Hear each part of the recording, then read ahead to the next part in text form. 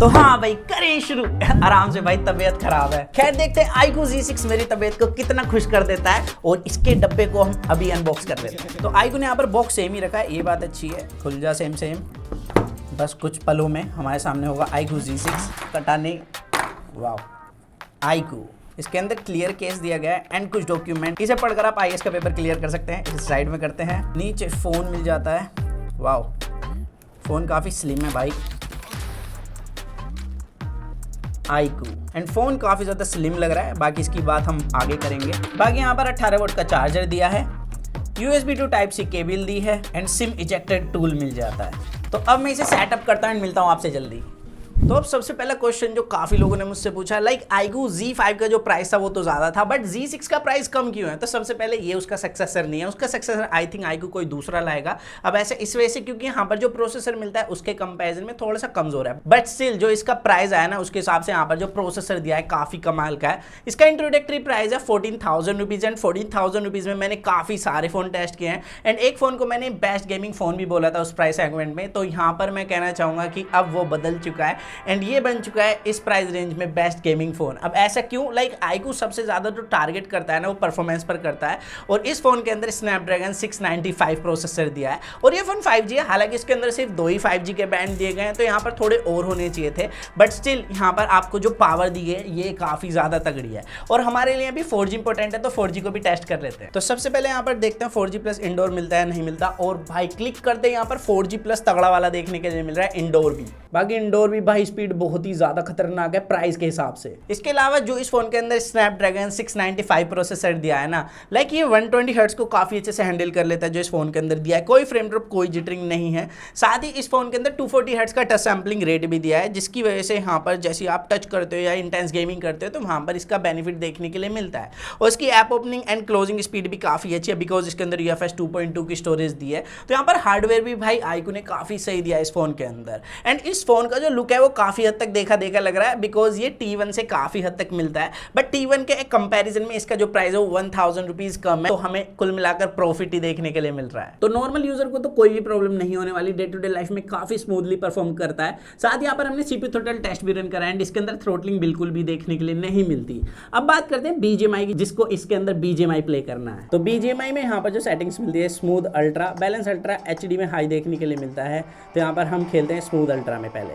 तो यहाँ पर मोनो स्पीकर्स की साउंड अच्छी है, साथ में यहाँ पर 3.5mm जैक भी दिया है अगर आपको प्योर गेमिंग करनी है इसके अंदर। एंड यहाँ पर डिस्प्ले के अंदर ना मेरे को किसी भी तरीके का कोई विंग एंगल्स में टिंट नहीं लग रहा है, तो आप मस्त गेमिंग कर सकते हैं इसके अंदर। बाकी थोड़ा सा गेम प्ले करके देखते हैं, हालांकि मैंने ऑफ स्क्रीन भी गेम प्ले किया हुआ है इसके अंदर।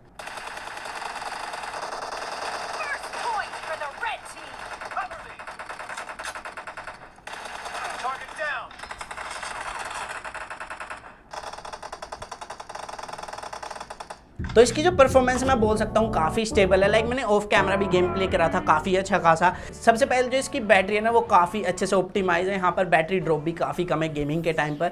दूसरा, आप इसके अंदर कितना भी हैवी टास्क कर लीजिए ये फ़ोन बिल्कुल भी वार्म नहीं होता है, तो यहाँ पर हीट कंट्रोल भी काफ़ी अच्छे से किया हुआ है। एंड इसके पीछे एक रीज़न और है, इसके अंदर 5 लेयर कूलिंग सिस्टम दिया गया है जो कि फ़ोन को थोड़ा सा वार्म होती है काफ़ी जल्दी ठंडा कर देता है। तो यहाँ पर iQOO ने इस चीज़ का खासा ध्यान रखा है। तो इस फोन के अंदर मैंने जितना भी गेम प्ले करा, लाइक स्टेबिलिटी काफ़ी कमाल की है अल्ट्रा पर भी, और ये प्रोसेसर काफी कैपेबल है। लाइक अगर इसके अंदर एक्सट्रीम का ऑप्शन आता है तो इसे काफी अच्छे से हैंडल कर लेगा। बट यहाँ पर क्या है ना, अभी काफी सारे फोन इस प्रोसेसर के साथ आ गए, लेकिन गेम डेवलपर्स एक्सट्रीम का ऑप्शन अभी तक नहीं प्रोवाइड करा रहे हैं। तो यहाँ पर गेम डेवलपर्स को थोड़ा सा हार्ड वर्क करना चाहिए भाई, जल्दी से मैं एक्सट्रीम का ऑप्शन प्रोवाइड करा दूं, क्योंकि प्रोसेसर तो काफी कैपेबल है। और यहाँ काफी इंपॉर्टेंट चीज मैं बताना भूल गया, आपने अगर चैनल सब्सक्राइब नहीं करा तो कर सकते हैं, बाकी वीडियो को लाइक जरूर कर देना। 10,000 लाइक्स का एम किया, 2,000 कमेंट का। और अच्छी बात यह है कि Android 12 के साथ आता है। अब इस प्राइस रेंज के अंदर मैंने जितने भी फोन टेस्ट करे ना मैक्सिमम Android 11 के साथ आता है, तो यहाँ पर iQOO ने ये मस्त चीज़ दी है और इसके अंदर FunTouchOS 12 तो दिया गया। बाकी 4GB तक आपको एक्सटेंडेड रैम भी मिल जाती है इसके अंदर। और मेरे को एक कमाल की चीज़ लगी, लाइक अगर आप 14,000 वाला वेरियंट भी बाय करते हो ना 4GB वाला, तो उसके साथ आपको मिनिमम 128GB रोम तो मिल ही रही है। तो यहाँ पर ये सही है, लाइक काफ़ी फोन ना 64GB रोम के साथ ही मिलते हैं इस प्राइस रेंज के अंदर। तो iQOO ने यहाँ पर स्टोरेज में भी कोई कॉम्प्रोमाइज़ नहीं करा है। बाकी यहाँ पर TouchOS 12 के अंदर आपको काफ़ी कम प्री इंस्टॉल्ड एप्लीकेशन देखने के लिए मिलती है पहले के कंपैरिजन में, और जो है उनमें से आप काफ़ियों को अनइंस्टॉल भी कर सकते हैं। बाकी इस फोन का तो लुक थोड़ा सा देखने लगता है जैसे मैंने बताया, बट यहाँ पर ऑल ओवर जो प्राइस के अंदर ये इनहैंड फील आपको ऑफर कर रहा है ना, लाइक काफ़ी फ़ोन मैंने टेस्ट करे इस प्राइस रेंज के अंदर अलग अलग कंपनियों के, ये दी बेस्ट है। यहाँ पर काफ़ी कंफर्टेबल फ़ोन है, काफ़ी स्लिम फ़ोन है, और यहाँ पर बैक में प्लास्टिक यूज़ करी है, साइड में प्लास्टिक यूज़ करी है, और सबसे कमाल की बात पता है क्या, आप इसे विदाउट कवर भी यूज़ कर सकते हैं, बिकॉज यहाँ पर मैट फिनिश जो दिया है ना,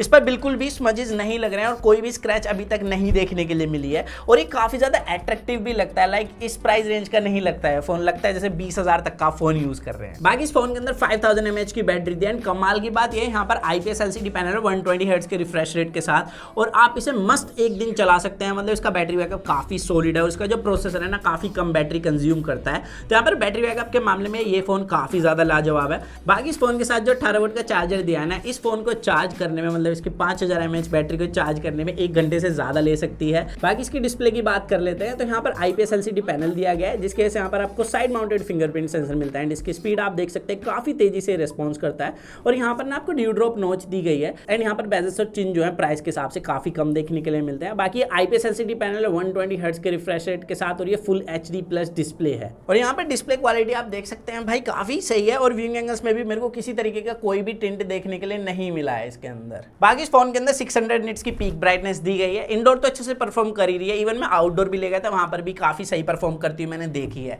तो इसकी डिस्प्ले भी ठीक है, बट यहाँ पर पंच होल और होता ना ड्यू ड्रॉप नॉच की जगह, तो ये और भी ज्यादा कमाल का होता। हालांकि अब हर कंपनी इस प्राइस रेंज के अंदर ड्यू ड्रॉप पर ही स्विच कर रही है। अब बात कर लेते हैं इसके कैमराज की। इसमें फ्रंट में 16 मेगापिक्सल का कैमरा दिया है, तो इसे टेस्ट करते हैं। तो यहाँ पर लाइट कंट्रोल भाई काफ़ी सही है, डोम आप देख सकते हैं काफ़ी अच्छे से इसने लाइट कंट्रोल की है, साथ यहाँ पर फेस पर भी काफ़ी अच्छे से लाइट कंट्रोल किया है, डिटेल्स काफ़ी कमाल की हैं। लाइक 14,000 रुपीज़ में मैंने कोई दूसरा फ़ोन नहीं देखा जो इतनी अच्छी डिटेल्स आपको ऑफर करता है। यहाँ पर मैंने पोको का फ़ोन यूज़ करा है, Redmi Note 11 यूज़ करा है, उनके कंपेरिजन में यहाँ पर काफ़ी तगड़ा फ्रंट कैमरा दिया है, एंड मैंने इसे आउटडोर भी टेस्ट करा था, आउटडोर में भी ये काफ़ी अच्छे से परफॉर्म करता है। हालांकि यहाँ पर एक वाइट टोन देखने के लिए मिलता है, लेकिन किसी भी तरीके का कोई ओवर एक्सपोज नहीं है, डिटेल्स बहुत तगड़ी है, एंड एज डिटेक्शन भी पोर्ट्रेट मोड के अंदर प्राइस के हिसाब से काफी अच्छा देखने के लिए मिलता है। तो मैं कह सकता हूं इसका फ्रंट कैमरा इस प्राइस रेंज के अंदर सबसे कमाल का मिलता है परफॉर्मेंस के साथ साथ ही इसमें बैक में 50 मेगापिक्सल का मेन कैमरा दिया है, और हमने इसे आउटडोर टेस्ट करा था, ज्यादा फोटो नहीं ली बिकॉज हमारी तबीयत सही नहीं है, लेकिन जितनी भी ली यहाँ पर डिटेल्स काफी तगड़ी देखने के लिए मिली, और यहाँ पर कलर्स भी काफी सही थे, लाइट कंट्रोल अच्छा था, आप बैकग्राउंड में देख सकते हैं, स्काई को भी ओवर एक्सपोज नहीं करा, और जिस प्राइस पॉइंट पर आ रहा है ना उस हिसाब से यहाँ पर एज डिटेक्शन भी काफी धमाकेदार देखने के लिए मिलता है। तो इसका मेन कैमरा भी भाई बहुत ही तगड़ा है, मैं कह सकता हूँ दी बेस्ट है इस प्राइस रेंज के अंदर। हाँ, इसके अंदर एक कमी है कि यहाँ पर ultra wide angle camera sensor नहीं देखने के लिए मिलता, तो यहाँ पर हम अब दुनिया को मुट्ठी में नहीं कर सकते, तो यहाँ पर एक चीज की कमी है। बाकी यहाँ पर 2 मेगापिक्सल का डेप्थ दिया गया है, 2 मेगापिक्सल का मैक्रो दिया गया है, जिसके आप फोटो देख सकते हैं, तो इसके कैमरास दी बेस्ट है, बट यहाँ पर एक अल्ट्रा वाइड की कमी जरूर है। तो ऑल ओवर अगर आप इस प्राइस रेंज के अंदर मतलब 14,000 रुपीज में कोई बेस्ट फोन ढूंढ रहे हो, तो भाई ये है। लाइक इसके कैमरास कमाल के हैं, यहाँ पर परफॉर्मेंस तगड़ी है, और मेरे हिसाब से ये कंप्लीट पैकेज बन जाता है, और इसकी इनहैंड फील तो है ही तगड़ी। तो यहाँ पर मैं कह सकता हूँ कि मेरी तरफ से इस फोन के लिए एक बिग थम्स अप है, अगर आप बाय करने की सोच रहे हो तो बाय कर सकते हैं। तो अब आप मुझे बताना आपको कैसा लगा ये phone. So that's it guys, मिलते हैं जल्दी कूल और एक्साइटिंग वीडियो में, तो जब तक के लिए जो मन में आएगा इसको करें to watch your heartful stay in with that box guys.